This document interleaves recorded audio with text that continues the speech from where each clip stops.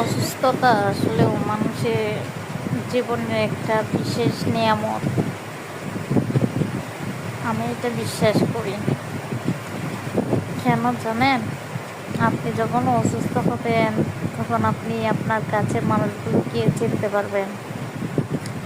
কে আপনার আপন, কে আপনার পর, কে স্বার্থের কারণে আপনার সাথে মিশে, কে স্বার্থের কারণে আপনার সাথে কথা বলে। এগুলো বুঝতে পারবেন যখন আপনি অসুস্থ হবেন, অসুস্থ থাকবেন, যখন আপনি বিপদে পড়বেন। অসুস্থও একটা হচ্ছে বিপদ মানুষের জন্য। তখন হয়তো বা আপনার অনেক কিছু প্রয়োজন হতে পারে। এই যে ধরুন, কারো সঙ্গ বা কারোর সাথে কথা বলার ইচ্ছে, কিংবা হইতে পারে কোনো অর্থনৈতিক বা শারীরিক হোক, মানসিক হোক, কথা বলা দিয়ে হোক, যাই কিছু দিয়ে হোক না, সকল দিক থেকে একটু সহযোগিতার দরকার হইতে পারে। টোটালি তখনই মানুষগুলোকে চেনা যায় যখন তারা আপনার সাথে কেমন ব্যবহার করে। এই অবস্থায় যখন আপনি অসুস্থ থাকেন আর কিংবা বিপদে পড়েন, দেখুন আমি অসুস্থ, আগে মাঝে মধ্যে দুই একটা শর্টস করতাম, কিন্তু তাও করতে পারি না ওই সমস্যার কারণে। যাই হোক, সেটাই অনেক মানুষকে চিনতে পারছি।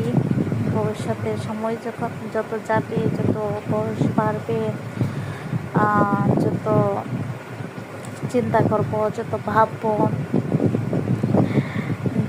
যতই মানুষ চিনতে পারবো। বিপদের সময়, অসুস্থতার সময় কারা আপনার পাশে ছিল তাদেরকে মনে রাখা উচিত। আমিও মনে রাখবো। কারণ হচ্ছে একটা প্রবাদ আছে যে বিপদের বন্ধু প্রকৃত বন্ধু। বিপদের সময় যে বন্ধু পাশে থাকে না, সে বন্ধু কোনো বন্ধুই না।